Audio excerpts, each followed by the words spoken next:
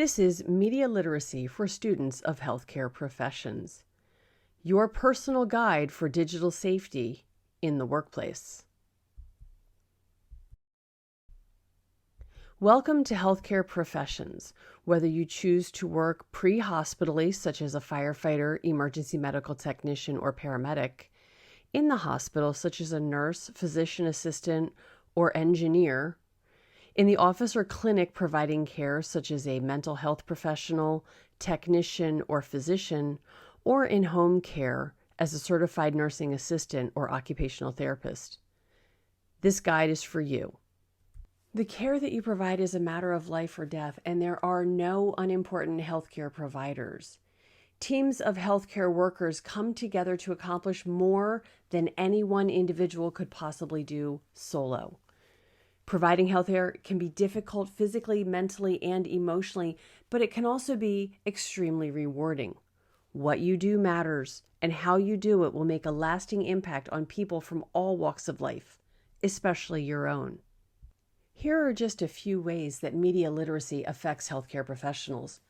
First, our lives are full of media. We are inundated with information every day.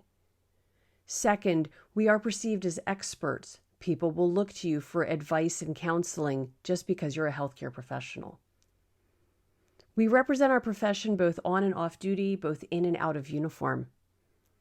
We must stay current. We must understand medical care and what's going on in the world around us. And finally, we all have individual beliefs. It's okay to disagree emotionally and intellectually, but it's dangerous to function outside of the accepted practice.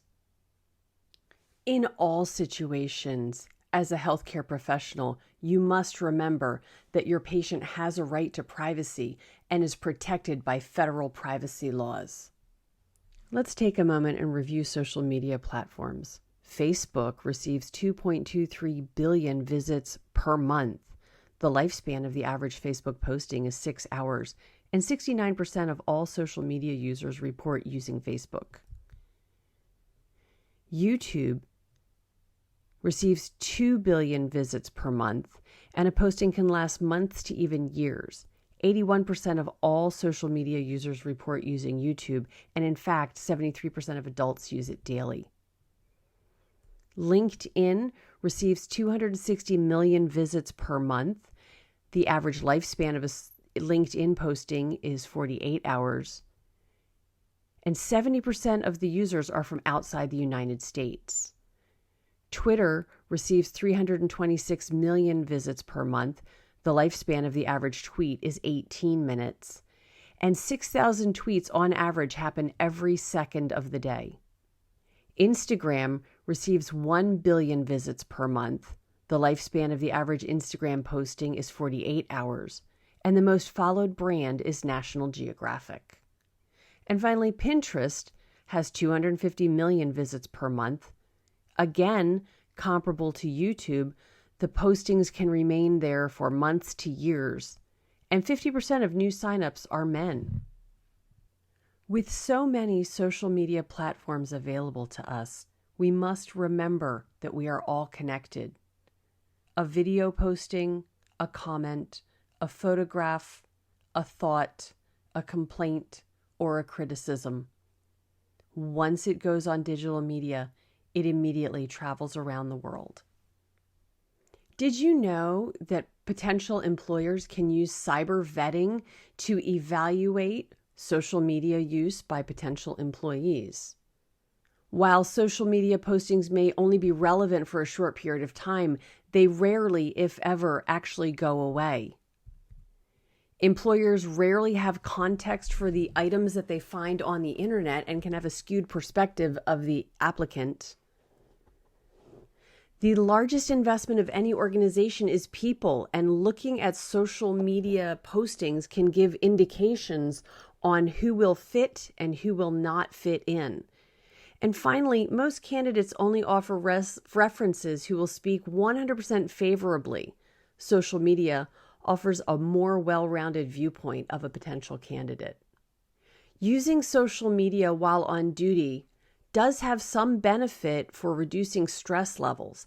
However, it can be a significant distraction and lead to accidents, negligence, and even accidental deaths. And finally, digital timestamping of social media creates irrefutable proof of wasting time. Our personal digital devices are conveniently located in our pockets. But don't grab your phone to take a picture of a patient or work-related object. It's still protected health information, and your phone could be subpoenaed. Don't comment on news stories that indicate that you were part of a media-worthy event, even if you're trying to correct false reports. And finally, don't take it upon yourself to speak or post on behalf of your organization. There should be a public information officer who does that. As an employee of a healthcare facility, you may be spotted going in and out of the building. Imagine you're approached by a reporter after a tough shift, and they ask you to comment about a famous person who was treated at your facility. What do? Do you tell the truth? Do you bark at the reporter? Or do you calmly refer the reporter to your organization's public information officer? Hopefully the answer is obvious. Refer them to the public information officer. With so much digital information inundating our lives, it can be difficult to determine which news stories are real or fake. Always be skeptical of headlines, look for unusual formatting, and check the date. Dig deeper into the issues yourself. Do your own research. Look for patterns in the evidence presented and see if they offer conflicting opinions or theories to their own. Be sure to construct your own informed opinion. Ensure that you have a clear rationale in mind. And lastly, carefully post your opinions and thoughts. Here are some survival tips for healthcare professionals. First of all, lock it down and close accounts you don't use or rarely use. Clean it up and delete photographs that, if taken out of context, could be damaging. Evaluate your friends and ensure that those on your list is a true reflection of the people you choose to surround yourself with. Consider counseling your friends on postings and photographs that make them look bad. Evaluate your likes and dislikes and reduce the number of businesses, clubs, and organizations that you show support for. Make sure that the remaining businesses and organizations' values fit with your own. And finally, familiarize yourself with the policies for media literacy and social media use in your new workplace. Before posting anything, ask yourself, how will I explain this to my mother? How will I explain this to my boss? How will this look on the evening news? And if the roles were reversed, how would I react to this posting? Good luck to you in your new career in healthcare professions. And remember, media literacy makes career success.